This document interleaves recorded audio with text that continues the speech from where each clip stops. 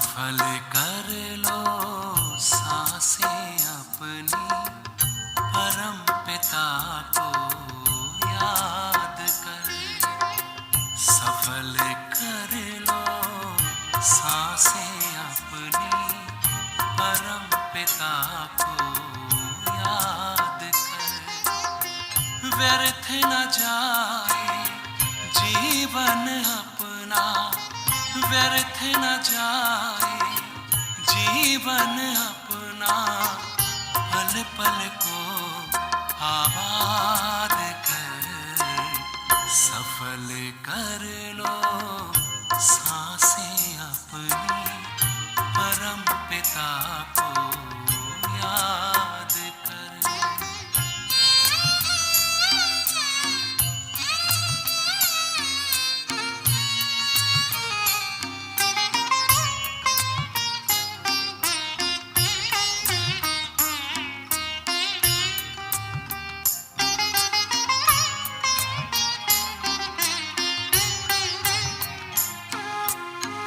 आए कहाँ से क्यों है आए, सोचो क्या ले जाना है।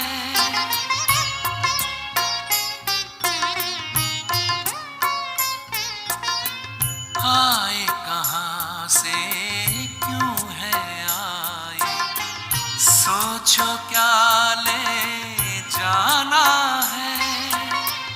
जैसी करनी वैसी भरनी, कभी नहीं भुलाना है। शुभ संकल्पों की, शुभ संकल्पों की करो रचना, विश्व का कल्याण कर।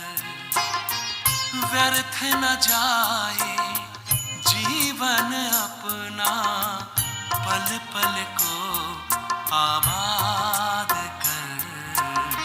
सफल कर लो सांसें अपनी, परम पिता को याद कर।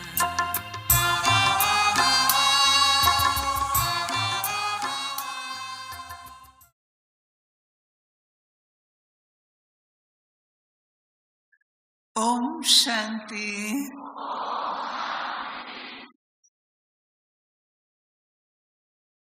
आज का विषय नव वर्ष के लिए क्या प्लान है, और नव वर्ष में सफल करो और सफल कराओ, ये टॉपिक दिया गया है। तो मैं सोच रही थी, ज्ञान सागर प्यारे बाबा ने ऐसी कोई बात नहीं छोड़ी है जो अब नहीं कही जाए।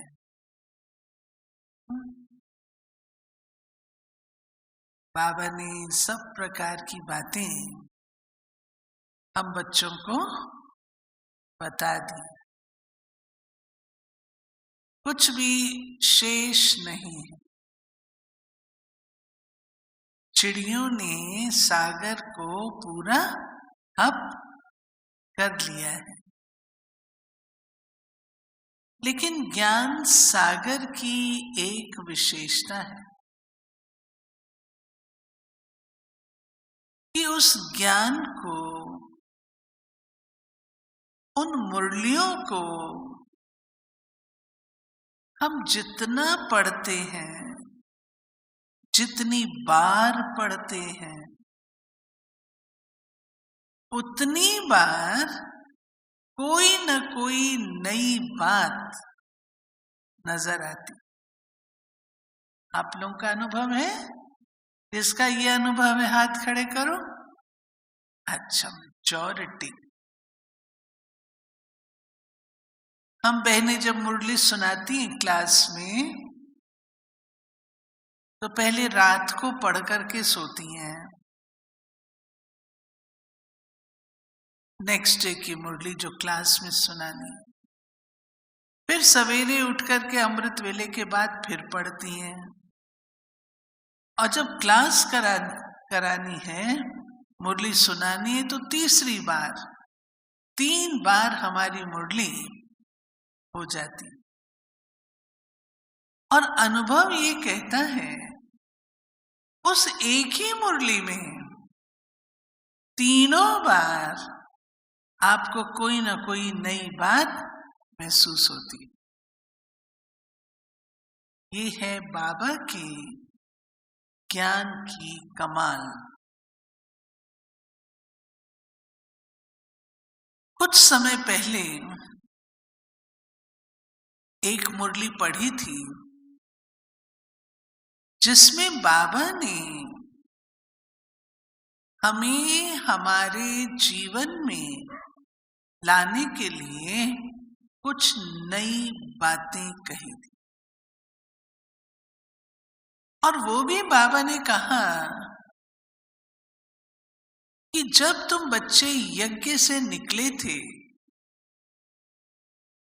ये तो पता है ना, यज्ञ में रहते थे, फिर सेवा के लिए बाबा ने भेजना शुरू किया। तो जब तुम बच्चे यज्ञ से निकले थे, तो उस समय सब लोग आपको देख करके क्या कहते थे?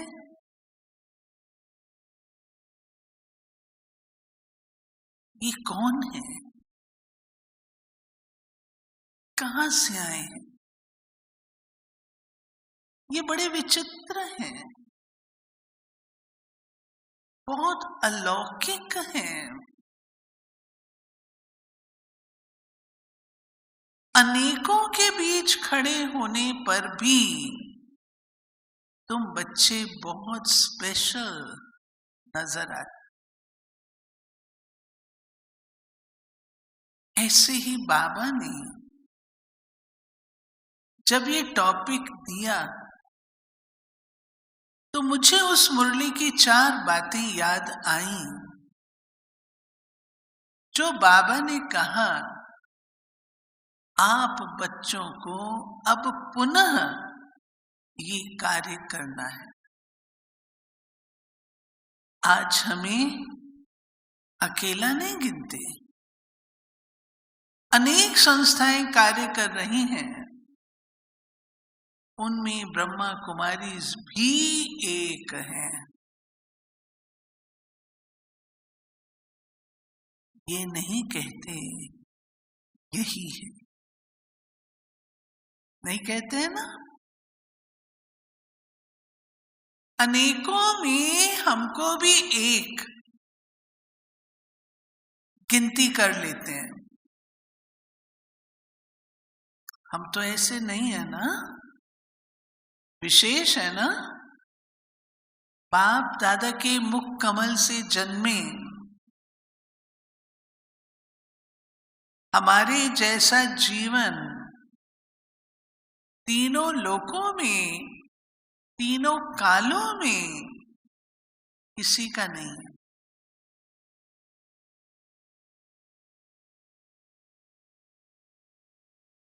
फिर भी हमारी गिनती अनेकों के साथ, क्या ही अच्छा हो। ये जो वर्ष आए 2020, जिसको लोग 2020 कहते हैं, इस वर्ष हम ऐसा अपना स्वरूप तैयार करें जो हजारों के बीच हम खड़े हों, तो हमारी पहचान अलौकिक और न्यारी दिखाई दे।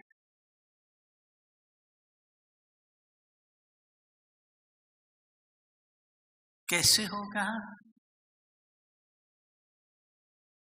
उसके लिए जीवन में रूहानियत का रस भरना हो। आज सवेरे भी रतन मोहिनी दादी जी जब क्लास करा रहे थे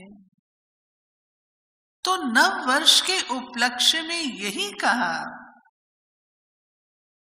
कि हमें आत्मिक दृष्टि, वृत्ति, स्थिति इसको पक्का करना।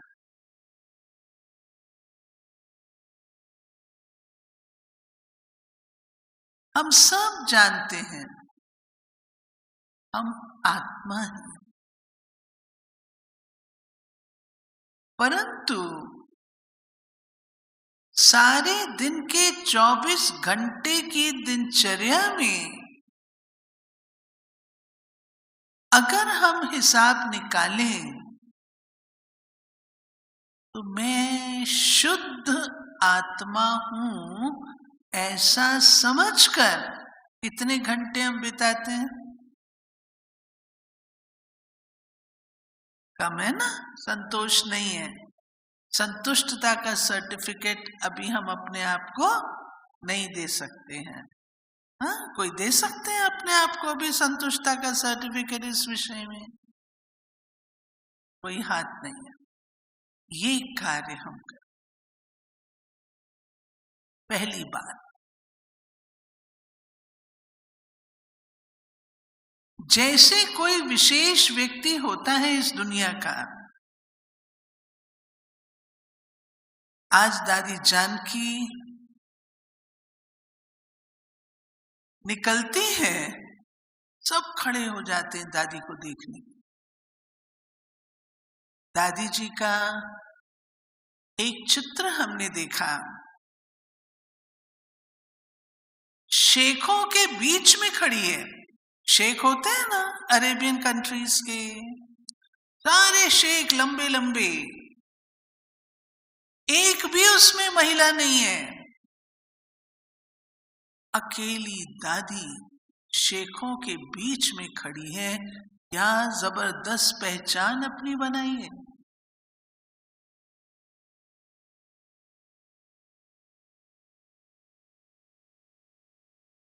अगले वर्ष कौन क्या करता है, कौन कैसे अपनी पहचान बनाता है, उसको छोड़ दें। हमारी पहचान अलौकिकता और रूहानियत के आधार से। हम इस पर कार्य करेंगे।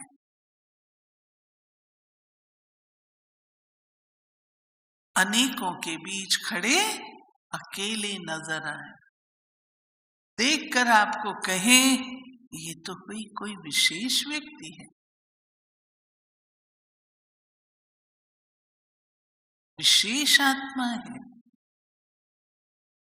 हो सकता है ये जो भाई बहन कहते हो सकता, और हम इस पर करेंगे पुरुषार्थ, अपनी पहचान बनाएंगे। वो तो हाथ खड़े करो, देखो मैं। अच्छा, मेजॉरिटी सभी का दिल है, ये हम करेंगे। ठीक है, एक मत होके करेंगे ना तो हो जाएगा। दूसरी बात, बाबा ने कहा उस समय तुम बच्चे क्या करते थे? अनेकों के बीच होते हुए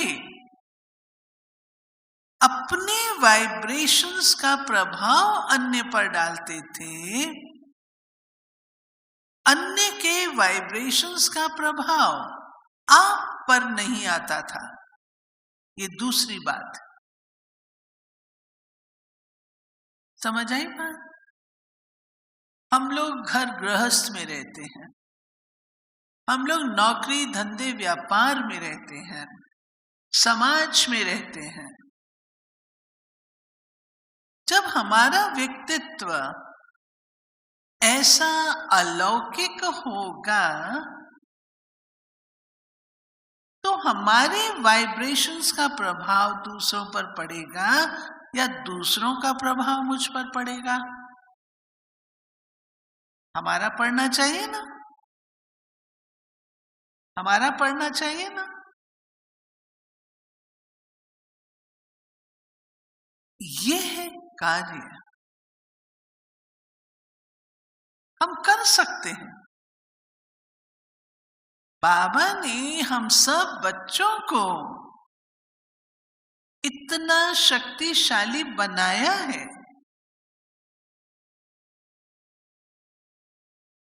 हम इतने समझदार और होशियार हैं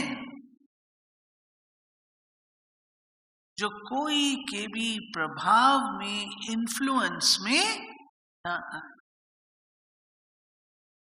बल्कि अपना प्रभाव और वाइब्रेशंस दूसरों पर डालें। अभी तो मुख से कभी कभी निकलता है, समाज में रहते हैं बहन जी, देखना पड़ता है, ऑफिस में होते हैं तो देखना पड़ता है। अरे कब तक हम ये गायन करेंगे? कब तक? अपनी अलौकिकता, दिव्यता की शक्ति कहने को तो हम कहते हैं वृत्ति से वातावरण बनता है। क्या ही अच्छा हो इस बात पर हम पुरुषार्थ करें अगले वर्ष कि मैंने वायुमंडल बनाना है, उसके प्रभाव में नहीं आना। वातावरण बनाना है परंतु उसके प्रभाव में नहीं आना। आप देखेंगे अभी हम लोग अनुभव करते हैं, जब ट्रैफिक कंट्रोल का गीत बजता है, हम 5-6 जने बैठे हैं, बातें कर रहे हैं, उसमें से अगर एक साइलेंस में हो जाता है, बाकी सब क्या करते हैं? Automatically silence. अनुभव है ना?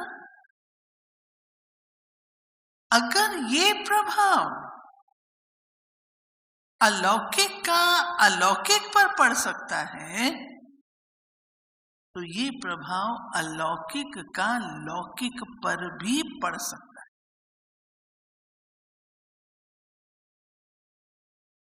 जो शक्तियां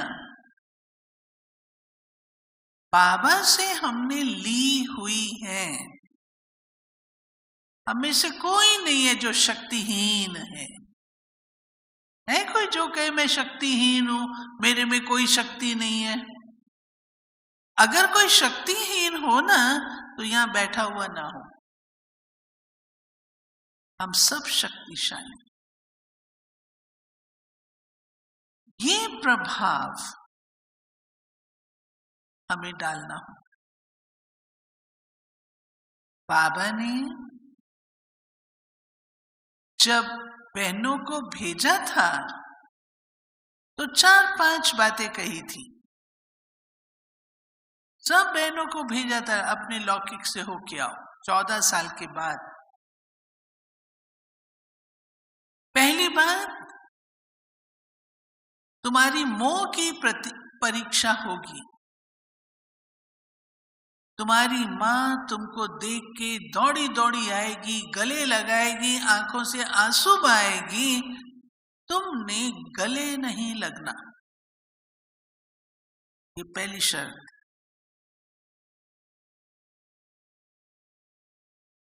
दादी मनोहर हमको सुनाते थे, ऐसा हुआ, लेकिन हम उनको पावन दृष्टि देंगे, अलौकिक दृष्टि देके उनको स्थिर कर दे।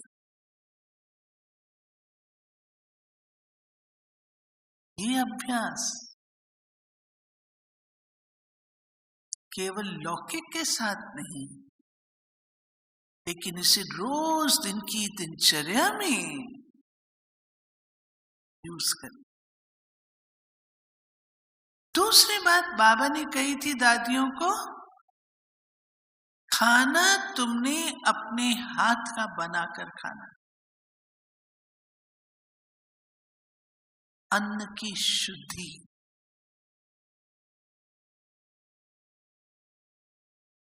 जब परिवार वालों ने देखा ये तो देवी स्वरूप है, चेहरे पर तेज है, मुख से रतन निकल रहे हैं, उनके लिए सब व्यवस्था बना के दी। देवी जी जो चाहिए सो करो, किसी ने ऑब्जेक्ट नहीं। रूहानियत की शक्ति। तीसरी बात बाबा ने कहा, बच्चे तुमने कोई पर्सनल सौगात नहीं लेनी है। दादियों ने कोई चीज अपने लिए नहीं देना है, तो यज्ञ प्रति मुझे कुछ नहीं चाहिए। उनका त्याग बोलता था, उनका त्याग दिखाई देता था।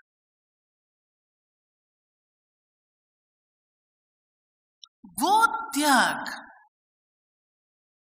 और वो तपस्या आज हमारी गुप्त है।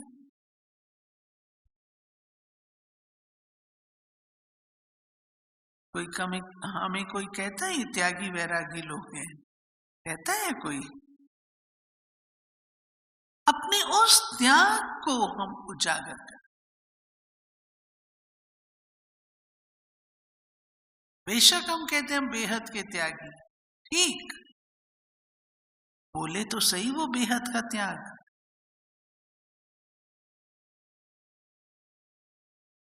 चौथी बात जो दादियों को कही थी कि तुमने उनके बिस्तर पर नहीं बैठना है।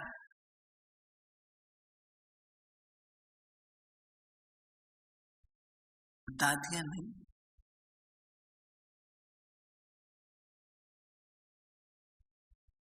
वो जो बाबा ने डायरेक्शन दिए थे, उन डायरेक्शंस को दादियों ने पक्का किया, निभाया।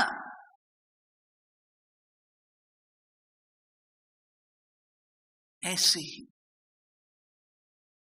हमें अपने आप को आने वाले वर्ष में, हर एक का दिल जानता है।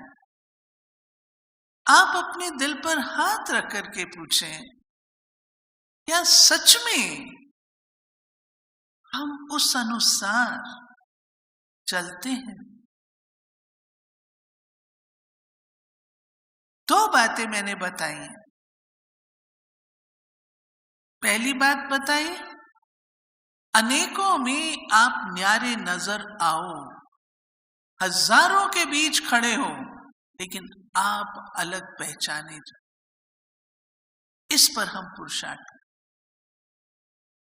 दूसरा, किसी भी प्रकार के वायुमंडल वाइब्रेशन के वशीभूत नहीं होना है, परंतु वृत्ति से वायुमंडल बनाना है।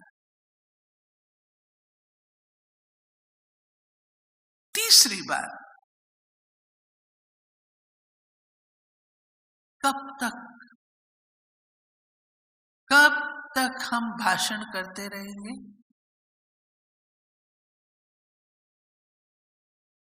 कब तक हम शिविर कराते रहेंगे?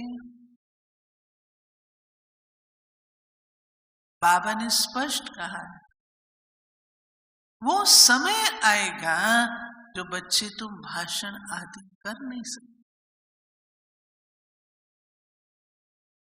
अभी जो दंगे हुए, सब तरफ इंटरनेट बंद हो गया, बातचीत हो सकती थी।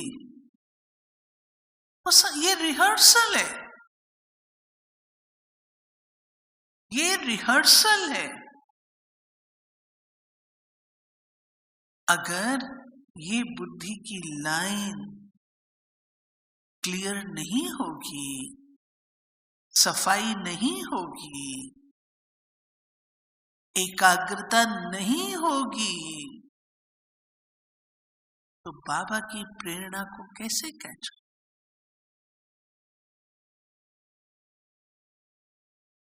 ये वर्ष डिजिटल फ्री वर्ष अगर हम मनाएं, गैजेट फ्री, यूज करें, मैं उसके अगेंस्ट नहीं हूं, यूज करें, लेकिन उसके गुलाम ना बने। हो सकता है, हो सकता है अमृत वेले उठते हैं, योग लगाते हैं, कुछ तो योग से भी पहले मोबाइल चेक कर, नहीं, ये गुलामी है। मेरी बुद्धि इतनी खिंचती है साधनों में,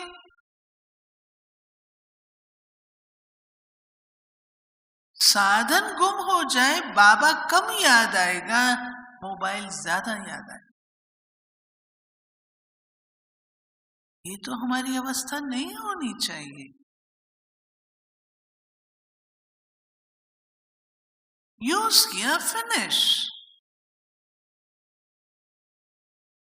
इससे हमारी बुद्धि परख शक्ति में, जो बाबा ने कहा है कि परख शक्ति, कल की मुरली थी, परख शक्ति की आवश्यकता है,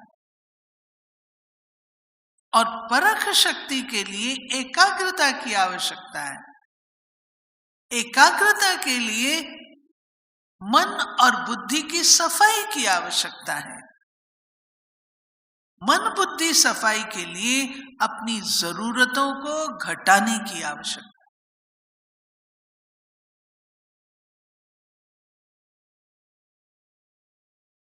साधनों के गुलाम नहीं। हमारी दादियों को कोई साधन उपलब्ध नहीं थे, लेकिन उनकी साधना ने सेवा की।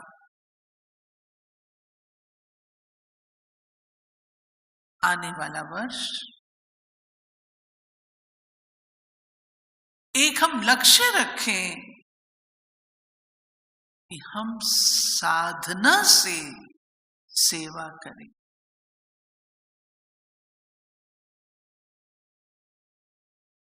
कर सकते हैं एक्सपेरिमेंट, साधन।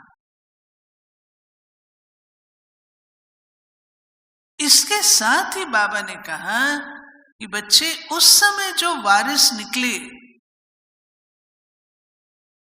शुरू में जो वारिस निकले, आज वो वारिस निकलते हैं,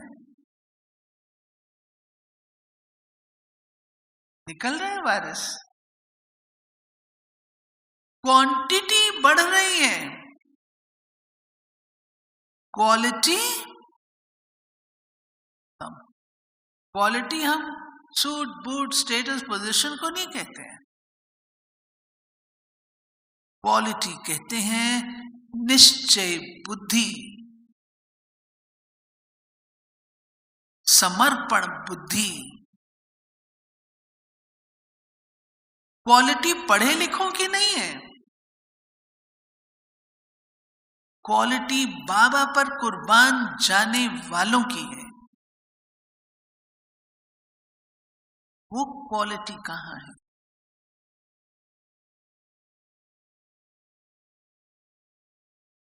वो बाबा ने कहा वो वाणी से नहीं होगी, वारिस ईश्वरीय स्नेह और ईश्वरीय शक्ति के आधार से पैदा हो। वारिस धन दान से नहीं होते हैं। धन करे लेकिन मन हो ही ना चंगा तो कैसे काम चलेगा? वारिस तो नहीं बन सकते। सतयुग में पहले राजकुमार के साथ तो नहीं आ सकते ना।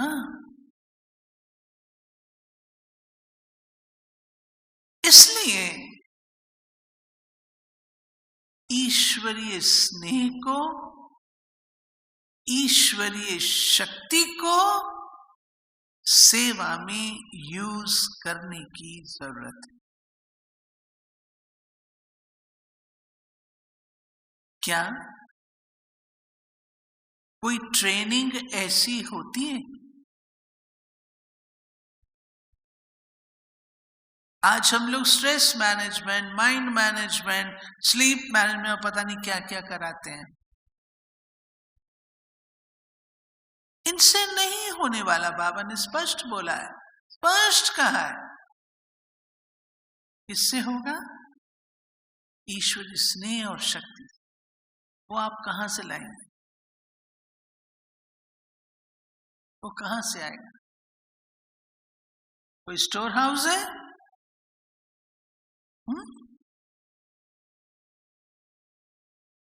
क्रिएट।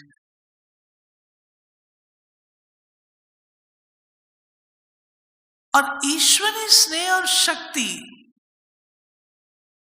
पैदा तब होती है जब स्वयं में परिवर्तन आता है। परिवर्तन होगा तो स्नेह और शक्ति दिखाई देगी।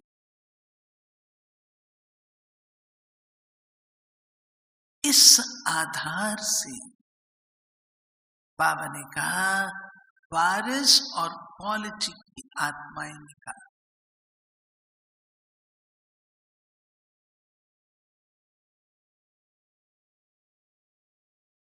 इसका अर्थ ये निकलता है मेरा प्यार बाबा के प्रति कैसा है?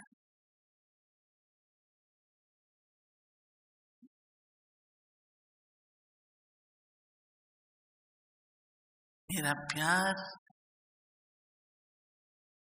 उस अग्नि की तरह है जिससे मेरे पास्ट संस्कार समाप्त हो जाए। प्यार में व्यक्ति त्याग करता है। बाबा के प्यार में हम त्याग कर दें।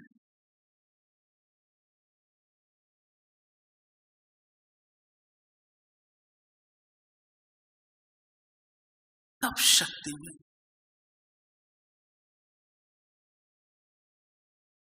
और वो बाबा ने कराना तो हम बच्चों से ही है ना। दूसरे तो बाबा को कोई और बच्चे नहीं है, हम ही वो बच्चे हैं। हमने ही करना है। प्यारे भाई और बहनों, खुशकिस्मत हम तब हैं जब हम बाबा के काम आ जाएं। भाग्यशाली तब हैं जब हे प्रभु आपके मैं काम आ जाऊं।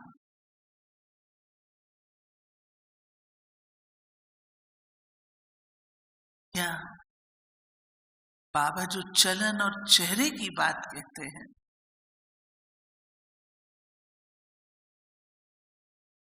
इतना ही कर लो,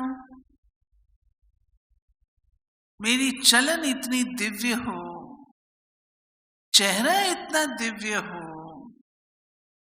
जो बाबा आत्माओं को साक्षात्कार कराने के लिए उसका प्रयोग करे। मजा तो तब है,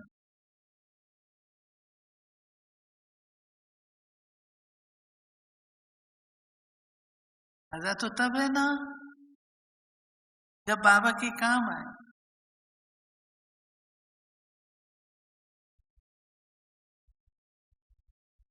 बाबा मुझ आत्मा को यूज करे,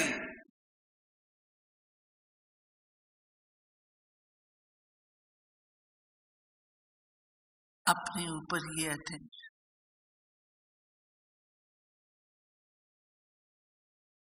सारा दिन चेहरा बड़ा अच्छा हो, और अगर चेहरे पर कभी शिकन आ जाए, क्रोध आ जाए, गुस्सा आ जाए, चिड़चिड़ापन आ जाए, कोई आत्माओं के प्रति दूसरे प्रकार के ख्याल आ जाए, तो भगत जिसको साक्षात्कार कराएगा वो कहेगा ये मेरा देवता तो नहीं है, ये मेरी देवी नहीं है। पहचान ही नहीं पाएंगे ना। हमारे सामने मूर्तियां हैं, दादी, गुलजार दादी, रतनमणि दादी, ईशु दादी, देखो तो सही इन मूर्तियों को।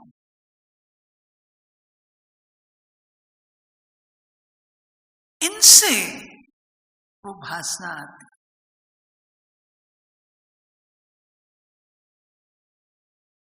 चौथी बात जो अपने नए वर्ष की प्लानिंग में हम ले सकते हैं वो है कोई कार्मिक अकाउंट न बनाए।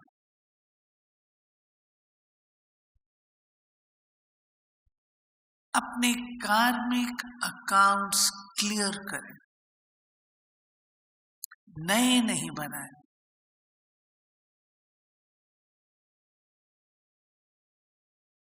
नए बनेंगे तो वो कब क्लियर होंगे? मानो मैंने किसी को ऊंचा बोल दिया, उस आत्मा को तो दुख दिया।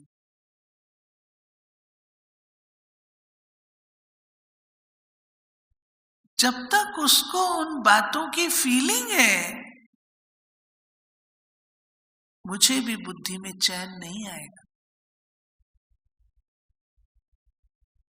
इसलिए प्यारे बाबा ने एक विधि बताई। तुरंत उस आत्मा से बातचीत करके, सॉरी भाई हो गया, क्षमा कर दो, फिनिश्ड, आगे बात बढ़े नहीं।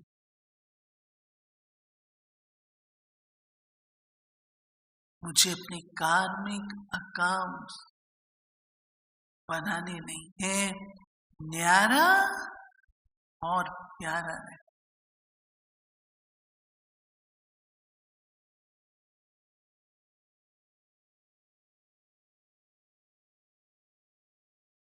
कर्म योगी जी,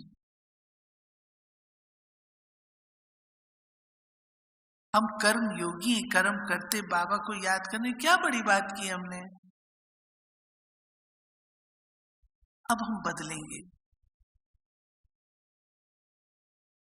इतनी अलौकिकता, इतनी रूहानियत मेरे कर्मों में हो, जो मुझे कर्म करता हुआ देखकर दूसरे को बाबा की याद आ जाए। कर्म मैं कर रही हूं, परंतु अगला व्यक्ति मुझे देखे और उसको बाबा याद।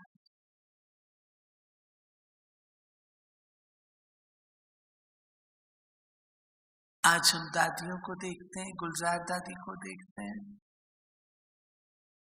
गुलजार दादी कुछ करते थे, हम उनको ऑब्जर्व करते थे, एकदम न्यारी, एकदम न्यारी।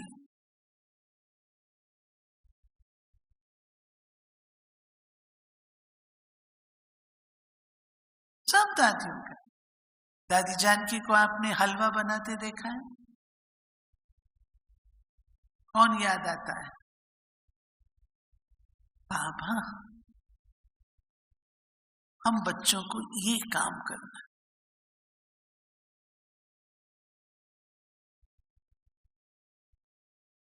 पांचवी बात, पांचवी या छठी जो भी, एक बार एक मुरली में बाबा ने कहा था कि बच्चे, आपको ब्राह्मणों के प्रति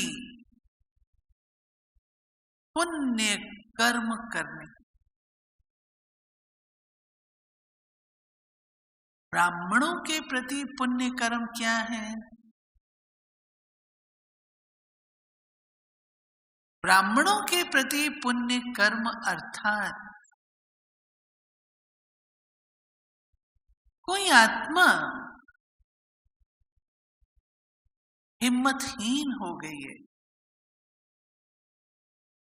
उसे हिम्मत देना और हिम्मत देके उसको खड़ा करना, ये पुण्य कर्म है। कोई आत्मा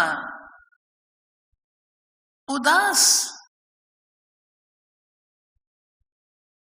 उसकी उदासी हटा के उसे खुशी में लाना, ये पुण्य कर्म है। ऐसे ही उमंग उत्साह की कमी है, उसको उसके ओरिजिनल स्वरूप में ले आना, पुण्य कर्म।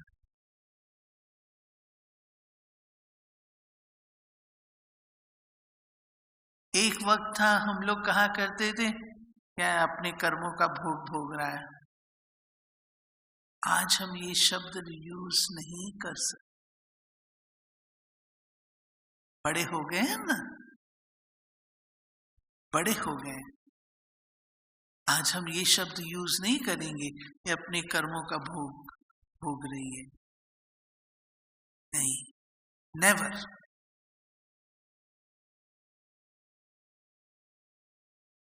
उसको हिम्मत उमंग उत्साह में कौन लाएगा? कौन लाएगा? हम ही लाएंगे ना, हम परिवार हैं। इसलिए बाबा ने हमें तन भी दिया है, मन भी दिया है, धन भी दिया है, समय भी दिया है, संबंध भी दिए हैं। इन सबको सफल कर लो। 2020 के बाद क्या होगा कुछ पता नहीं, 2020 में क्या होगा कुछ पता नहीं। इसलिए मम्मा का वो स्लोगन हर घड़ी अंतिम घड़ी, ये मम्मा का स्लोगन। मम्मा हमेशा कहती थी ऐसा समझो कि हम पेपर हॉल में, और हर घड़ी हमारी परीक्षा हो रही है। पढ़ाई पढ़ रहे हैं, पढ़ाई में प्रैक्टिकल भी तो होता है ना, थियरी भी होती है तो प्रैक्टिकल भी होता है। हर घड़ी मेरी अंतिम घड़ी। एक और बात मम्मा कहा करती थी, ये वर्ल्ड ड्रामा स्टेज है ना, इस स्टेज पर सदा ये समझो कि हर वक्त मेरा फोटो निकल रहा है। ये मम्मा की धारणा। तब मम्मा का एक एक पल सफल हुआ, वेस्ट नहीं। और मम्मा ने ब्यूटीफुल बात तो ये है, मम्मा ने कोई धन नहीं लगाया, धन लेके नहीं आई, परंतु मम्मा अनेकों के लिए प्रेरणा की स्रोत बनी, जो अनेकों ने अपना सफल किया। तब तो मम्मा धन की देवी लक्ष्मी बनी, अनेकों को सफल करने की प्रेरणा दी। इसलिए मम्मा लक्ष्मी के रूप से पूजी जाती। दुर्गा के रूप से मम्मा ने किसी प्रकार के संकल्प को स्थान नहीं दिया। ये मन बाबा की सीट है, और ये सीट जरा भी मैली नहीं होनी चाहिए। मम्मा अपना तो ध्यान रखती ही थी, लेकिन मम्मा के सामने दूसरी आत्माएं अगर कमजोर आती थी, अमृत वेले बैठकर उन आत्माओं को सकाश देती। इसलिए मम्मा शक्तिशाली बन गई। ये कार्य हम भी तो कर सकते। ये तन मम्मा ने पूरा सफल किया। मम्मा की वंडरफुल बातें हैं, जितना स्वयं कर सकती थी करती थी। एक बार गुलजार दादी सुनाते हैं कि बाबा ने कहा मुझे 108 झाड़ चाहिए। कल्प वृक्ष का चित्र है ना, तो उसको पेंट करना था। उन दिनों और कोई साधन नहीं था, तो वो ट्रेसिंग पेपर लेके ट्रेस करके फिर उसमें रंग भरने होते थे। तो बाबा ने कहा मुझे शिवरात्रि तक इतना चाहिए। मम्मा तो कभी ना नहीं बोलती थी, हाँ जी बाबा। सब बहनों को बिठा दिया इस कार्य के लिए। बहने कहे मम्मा हम पानी पी के आते हैं। मम्मा समझ जाती कुमारियां जाती पानी पीने तो चक्कर लगा के आती हैं। मम्मा ने कहा यहीं बैठो, पानी मैं ले आके देती। यहां तक मम्मा करती, और मम्मा लाती थी। तो न केवल अपना परंतु औरों का भी सफल कराया। इसलिए मम्मा दुर्गा के रूप से भी, तन की भी, मन की भी, धन की भी, समय की भी मम्मा ने कदर अपनी तो रखी ही, लेकिन औरों को भी करना सीखा।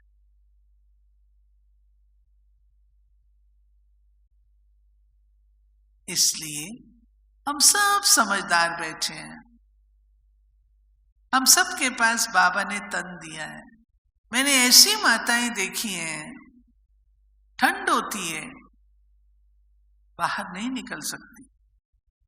भंडारे वाले को कहती हैं मुझे सब्जी का टोकरा भेज दो, मैं कमरे में मैं वही काट के आपको भेज। शाबाश है ऐसी माता जो अपने यज्ञ सेवा, नहीं ठंड है मैं बाहर नहीं जाती, मुझे ठंड लग जाएगी। एक है ये एटीट्यूड, और एक है मैं आ नहीं सकती हूं लेकिन मैं करूंगी तो मुझे भेज दो, मैं काट के भेज दूं। इसको कहेंगे श्रूड बुद्धि। कैसे सफल करना है, माताओं को, भोली भाली माताओं को आता है, करती है। ऐसे हर एक चीज में हम सब देखें, अपनी मनसा के द्वारा शक्ति देना, सहयोग देना हम सब कर सकते। हमारा एजेंडा अगले वर्ष का अगर ये होता है, हर एक मालिक है अपना एजेंडा बनाने का, लेकिन मुझे अपना तन, मन, धन, समय, संकल्प, संबंध सब सफल करने हैं और सफल करवाने भी हैं, औरों के भी सफल कराना। शुभ प्रेरणाओं से तो कर सकते हैं। अगला वर्ष हमारे लिए ऐसी नवीनता, पुरुषार्थ की ऐसी नवीनता हमारे स्वरूप की लाएगा। लेकर आए नहीं कह रही हूं मैं, लाएगा। अगला वर्ष नए नए उपहार लाएगा, नई नई शुभ प्रेरणाएं लाएगा, नए नए शुद्ध पावरफुल संकल्प लाएगा। आप सब केवल उसको प्यार से स्वीकार करिएगा, ठीक है? प्यार से स्वीकार करेंगे तो वो जो उपहार नया वर्ष लाएगा उससे बाबा की प्रत्यक्षता होने में देरी नहीं लगी। और हम सब इसके जिम्मेवार हैं, सब जिम्मेवार हैं। ठीक है, ठीक है। विषय क्लियर हुआ? क्लियर हुआ? और भी आपको मिलता रहेगा माल, क्योंकि मधुबन तो है हीरे जवाहरातों की नगरी, जहां पर हर बहन आती है और नए नए हीरे जवाहरात रत्न की थालियां आपके सामने प्रस्तुत करती। तो आप सबको नव वर्ष की बहुत बहुत हिम्मत, उमंग, उत्साह भरी मुबारक। ओम शांति।